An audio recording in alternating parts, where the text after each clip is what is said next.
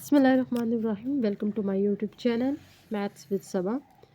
अच्छा जी, dear students, आज हम एक्सरसाइज 1.12 कर रहे हैं।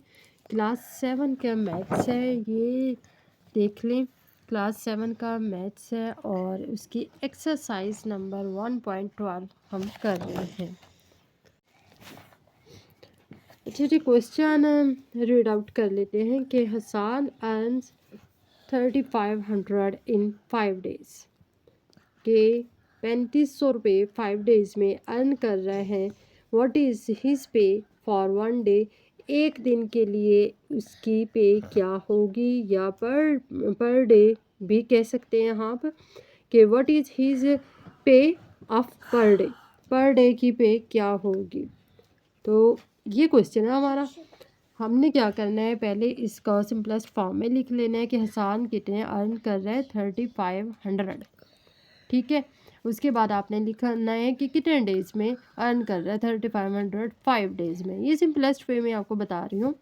फिर जी आपने क्या करना है, इसको 3500 में एक चीज़ को जहन में रखना कि जब भी आप किसी चीज़ का पर निकाल रहे हों, पर डे निकाल रहे हों, सिंगल चीज़ उसकी फाइंड आउट कर रहे हों, तो उस चीज़ को हमेशा टोटल चीज़ को और दोनों जो भी आपके पास दो वैल्यूज़ होंगी, जो दो नंबर्स होंगे, उनको डिवाइड कर देना है एक दूसरे पे। अब हमारे पास दो नंबर्स ये हैं, 3500 है एक नंबर, दूसरा 5 नंबर है।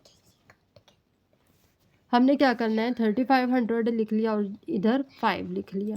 3500 को 5 पे जब हम डिवाइड करेंगे तो इधर देखिए, यहाँ पे हमने डिवाइड किया है 3500 को 5 पे।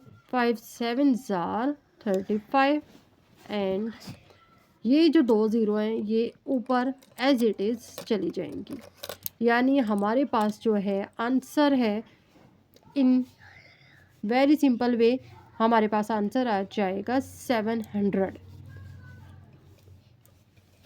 अच्छा, ये कि वो जो हसन अर्न कर रहा था 3500, 5 दिनों में 3500 अर्न कर रहा है। एक दिन में क्या अर्न कर रहा है, एक दिन में जी अर्न कर रहा है 700।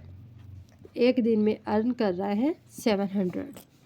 हम इधर ऐसे लिखेंगे, इसको शो ऑफ कैसे करेंगे कि हसन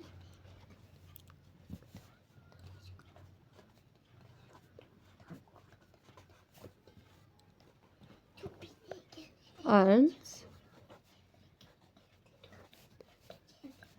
पर day. Hasan earns per day 700। हमारे पास जो आंसर है वो आया है कि 700।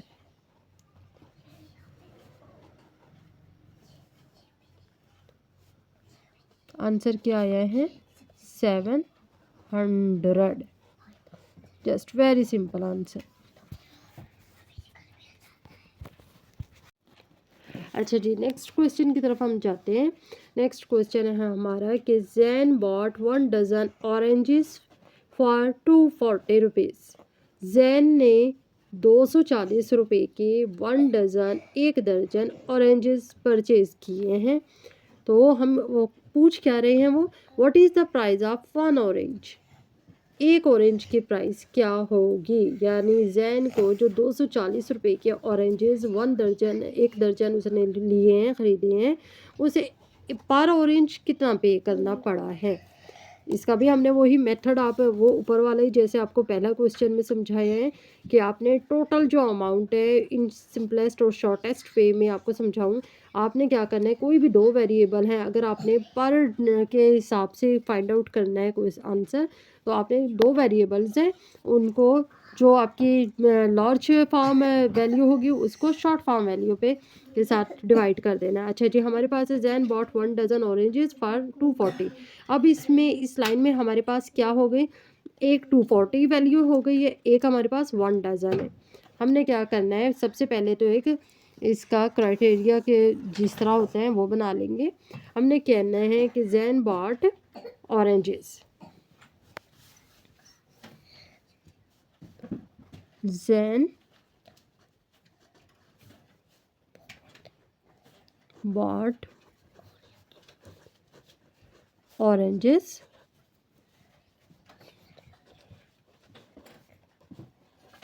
अच्छा जैन ने कितने ऑरेंजेस खरीदे कितने खरीदे 1 डजन यानी 12। अच्छा फिर हमने क्या करना है कि हमने लिखना है Jain page Jain of 1 dozen oranges dozen oranges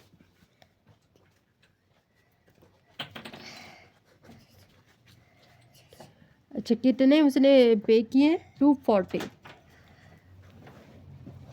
अच्छा देखिए अब हमारे पास एक ये वैल्यू है एक ये है जो लार्ज फॉर्म वैल्यू है इसको हमने ऊपर रख देना है जब हम सॉल्यूशन की तरफ जाएंगे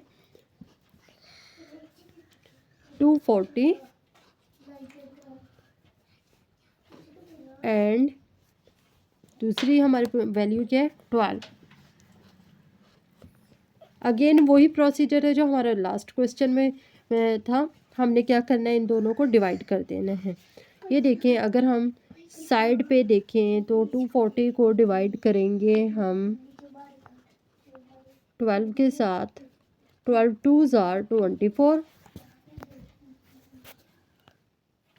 12 2s are 24 और ये जो ज़ीरो है ये एज इट इज़ ऊपर जाएगी। इट मीन्स कि हमारे पास ये 12 2s are 24 और ये ज़ीरो एज इट इज़ ऊपर चली गई है। यानी हमारे पास जो पर ऑरेंज उसको जैन को पे करना पड़ा है वो 20 रुपीज़ पे करने पड़े हैं। जैन पे पर ऑरेंज ठीक है। उन्होंने एक ऑरेंज के पूछी है ना कि एक ऑरेंज का कितना पे करना पड़ा है 20। ये यहाँ पे हमने लिखना है 20। हाँ जी क्वेश्चन नंबर 3 की तरफ आते हैं। क्वेश्चन नंबर 3 हमारा है कि आकार covers 220 kilometre in 11 litres find the rate of kilometre पर litre.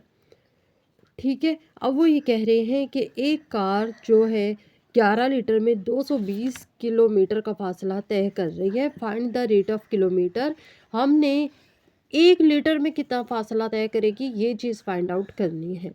If car travels 400 kilometre अगर वही कार 400 किलोमीटर का फासला तय करेगी तो what will be the fuel consumption in litres तो वो कितना फ्यूल कंज्यूम करेगी लीटर में बताना है हमने। ठीक है क्वेश्चन अटेम्प्ट करने से पहले मैं आपको ये बता दूं कि आप वो बच्चे जो मैथ में इंटरेस्ट जिनका कम है और वो स्टूडेंट्स जिनके पास lack of time due to lack of time आपके पास मैथ को समझने का इतना टाइम नहीं है किसी भी वजह से किसी भी रीज़न की बिना पे तो फिर आपके लिए एक बेस्ट क्लू है कि जो स्टेटमेंट वाले क्वेश्चंस होते हैं उसको आपने ये करना है कि जब तक आप स्टेटमेंट को अच्छी तरीके से नहीं पढ़ोगे समझोगे तब तक आप क्वेश्चन अटैम्प्ट करने को बिल्कुल फजूल समझे। जब आपने स्टेटमेंट को समझ लिया आपको समझ आ गई है कि स्टेटमेंट क्या रिक्वायर्ड करना चाह रही है तब आपने क्वेश्चन अटैम्प्ट करना शुरू करना है।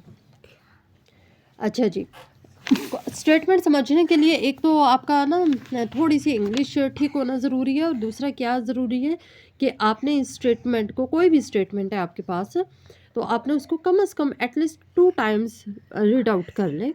ठीक है और फिर आप देखेंगे इंशाल्लाह ताला आपको बड़ी अच्छी तरीके से स्टेटमेंट समझ आ जाएगी तो क्वेश्चन अटेम्प्ट करना आपके लिए एज़ कम्पेयर टू ईजी हो जाते हैं। अच्छा जी हमारे पास है पहले अब हमारे पास इस क्वेश्चन के 2 पार्ट्स बन गए हैं। एक पार्ट ये है कि आकार कवर्स एक कार है जो 220 किलोमीटर का फासला 11 लीटर में तय कर रही है और हमने 1 लीटर में देखना है कि 1 लीटर में कितना किलोमीटर अब यही कार ट्रैवल करेगी। एक पार्ट ये है दूसरा पार्ट है हमारे पास कि 400 किलोमीटर का फासला कितने फ्यूल इस कंज्यूम करने पे होगा। ठीक है तो अब हमने पहले एक पार्ट सॉल्व करेंगे फिर दूसरा पार्ट सॉल्व करेंगे। पहले एक पार्ट सॉल्व करने की तरफ जा रहे हैं कि आकार कवर्स 220 आकार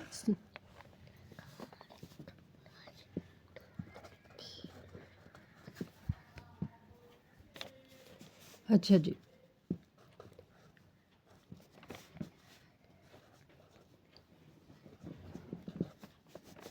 a car covers distance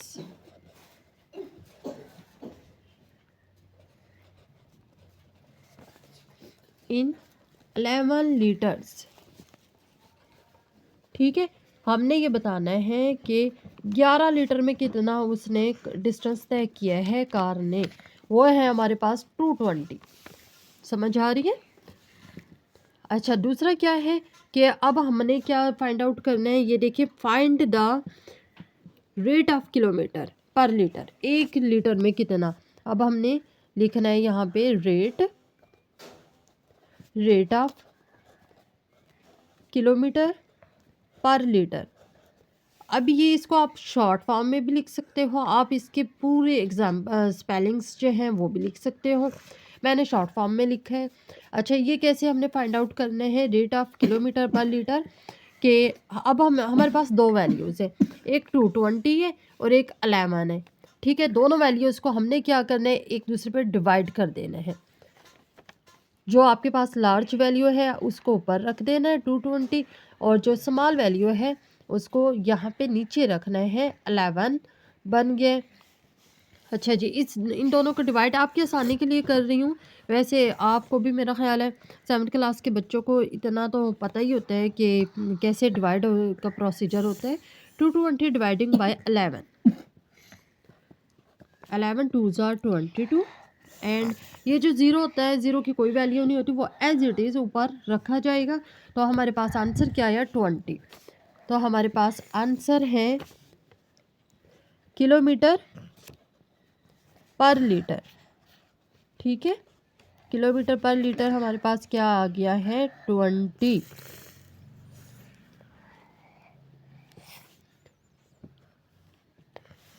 kilometre, यानी 1 लीटर में 20 किलोमीटर का फासला तय किया है। अच्छा जी, नेक्स्ट हमारे पास क्या है, अब इस क्वेश्चन का दूसरा पार्ट हम करेंगे। इस क्वेश्चन का दूसरा पार्ट कैसे करना है। अच्छा जी,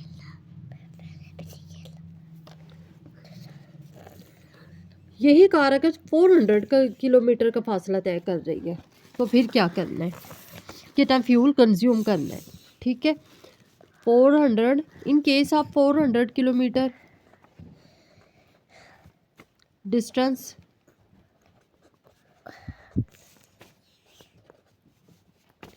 तो फिर हमने क्या करना है, 400 जो होगा रिक्वायरमेंट, जो हमारी रिक्वायर्ड वैल्यू है वो उसको ऊपर रखना है, और जो आंसर है पर लीटर वाला उसको नीचे रखना है।